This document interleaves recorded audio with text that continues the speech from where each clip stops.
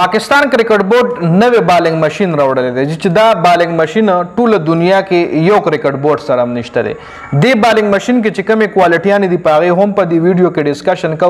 پرون په پاکستان کرکټ ټیم کې لړیانو په دې بالنګ ماشين باندې پریکټس کړی دی او ټول ډیر زیات خوشاله دي بالنګ ماشين کې څومره فیچرز دي ډیټیل سره په خبره کو خو دا بالنګ ماشين تر اوسه پورې د پاکستان نه علاوه یو ملک سره هم نشته دی ټول نه پهلا دا بالنګ ماشين تاسو غي دا نوې لیټیسټ ماډل لجی نوې لیټیسټ اپډیټس چې کوم دی هغه دار دا بالنګ ماشين چونکه دینه مخکې هم بالنګ ماشينان شته دي اګه به تاسو کتلی وي کې لړی ولا په کرسي باندې ولاړ یو بالر بیټسمن له داسې بالو خو یو به په ماشين کې کېده او ماشين سپیډ سره ولي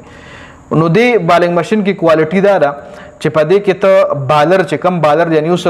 بابر اعظم دی هغه وایي چې زه د جسپریت بمرا بالنګ چې کم دی هغه صحیح نشم جج کولی نو دې کې به ته د جسپریت بمرا بالنګ ایکشن راولي او په هغه بالنګ به ته د جسپریت بمرا بالنګ ایکشن کې به ته په هغه ځان له بیټنګ له بودرېږي او هغه د بمرا بالنګ سټایل کې به تاله دا ماشین بالنګ کوي پیس پکې چې کوم دی هم هائی کوالټي پیس دی مطلب 160 نه پکې زیات رفتار سره ته په دې ځان له بالنګ کولی شي نو یو بیټسمین له چې د کم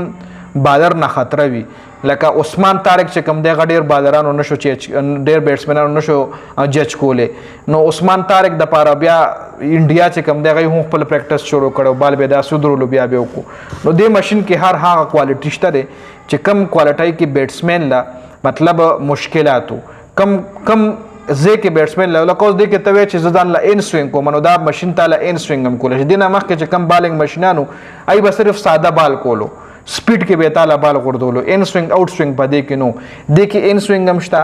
دې کې آوټ سوینګ هم شته دې کې یارکر ډیلیوری وشته دې کې باونسر هم شته دې کې ګډ لینث بال هم دې کې هر قسم بال ته کولای شي with the pace and with the swing and even دې کې ته پټ کولای شي هر هغه بالر چې کم بالر ته فیس کولای نشي نو بابر اعظم له خو زیات ایشوز د سپینرانو وي او بیا لیگ بریک بالر نه بابر اعظم له زیات ایشو وي نو اوس بابر اعظم په دې باندې پرون خپل پریکټس کړی دی محمد رضوان هم په دې خپل پریکټس کړی دی نور هم د پاکستان بیټسمنانو په دې ماشين باندې خپل پریکټس کړی دي او بیټسمنان ډیر زیات خوشحال دي پاکستان کرکټ بورډ له دې ماشين حواله سره ډیر پازیټیو ریویوز ورکړي دي نو دې سره سکیږي دې سره کرکټ امپروف کیږي دې سره د بیټسمن گیم امپروف کیږي اوس د پاکستان استرالیا سره میچ دی